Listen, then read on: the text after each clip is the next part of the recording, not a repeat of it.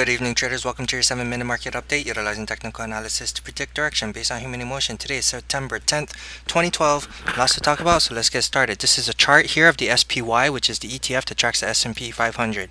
Let me zoom in real quick here. And as we discussed in the previous video, which was just yesterday, I had mentioned that we are into resistance and the expectation of a pullback today was in the cards. That's exactly what we got today. However, I still don't know how much of a pullback we are gonna get, and that's pretty much the big question. And why did I think we're gonna have a pullback today?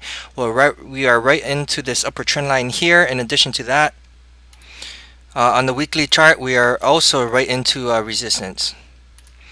This is the weekly chart of the SPY, and if I just grab this pivot point here and just draw it straight across the screen just like that, we were right into it before we got that pullback on the weekly. Okay, so that's pretty much the reason why we're having such a small pullback today, and or a pullback for that matter.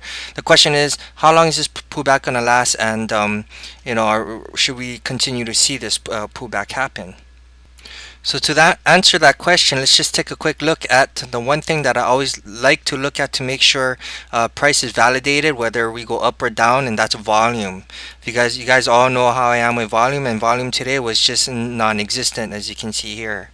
On the bottom of the screen, the volume today was 86 million trades, which is really nothing. So this down move that happened today is basically not, how should I say, is not validated. Okay, so which means this down move is going to be short-lived as of now. If we do get another down move on higher volume tomorrow, then that's a different story. Tomorrow we're going to need to confirm another close below this below today's candle to validate any type of continuation to the downside. Continuation to the downside, in my opinion, would be to the 141.58 before possibly getting another bounce higher. Okay, we are at the end of this rising wedge here, but we are not completely out of the woods yet. I mean, we could just basically consolidate over here before breaking through up to the 147.05, which is what I've also discussed in yesterday's video as well. Let's take a quick look at the dollar. On the dollar, we also discussed a possibility of a bounce, and that's exactly what we did today.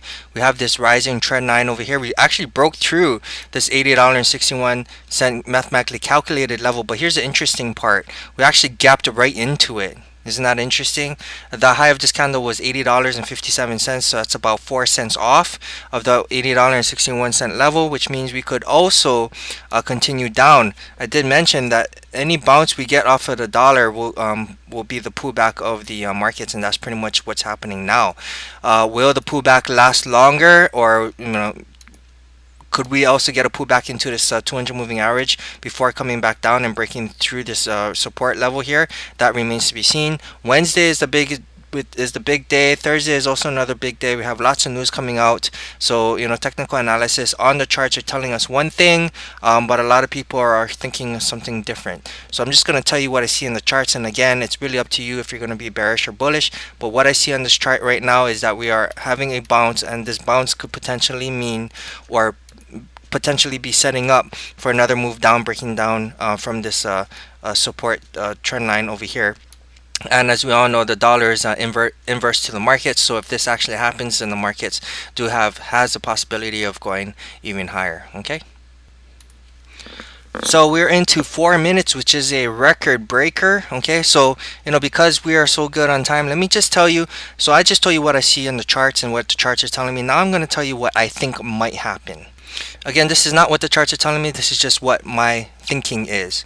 QE3 should not be released just yet, because it is the last bullet that Uncle Ben has in order to prop the markets higher. I mean, if you think about it, in order to release QE3, we would need the market to pull back first, right? I mean, it only makes sense. Why would you release QE3 when we're having this unbelievable float higher in the first place? Then the need to release QE3 is not needed as of now. However, if we continue down into this 141.58 level, we'll be at the bottom of this lower trend line here, which has been holding up this whole time.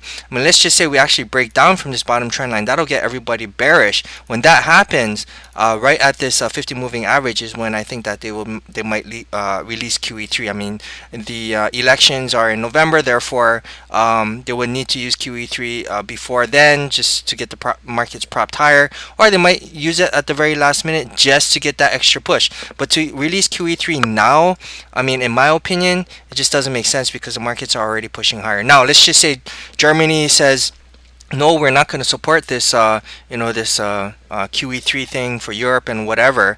Then that should show us a lot of, a lot of selling. And if that actually happens, if the selling starts to happen, then I think that they're going to release QE3 at that time. But to release QE3 now, especially with the prices of oil and everything else so high, I mean, you would need the markets to pull back first before mentioning QE3, so we can head even higher, possibly into the 147.05. And that's just my opinion.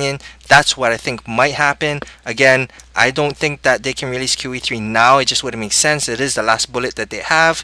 So why not use it when in time of need? Right now, it's not in time of need because the markets are pushing higher. It's just floating higher. Whether it be volume or manipulation, it doesn't matter. The fact of the matter is the markets are pushing higher. Releasing QE3 now would be premature. They would have to wait for a pullback first, then mention QE3, and then, this thing will shoot through the roof. Right now, the markets use QE3 like it's a drug. They need it in order for it to go higher. That's why the volume hasn't been moving and whatnot. But again, you need to, in my opinion, just pull back just a little bit first before releasing QE3, and that's even if they consider that to happen. Now, for me, in my opinion, any close below this bottom trend line here, any close below this trend line here, below the 141.58 possibly, is when they'll probably announce QE3 if we can do that. If we get a bounce off this trend line, just bounce, then there's no need to release QE3.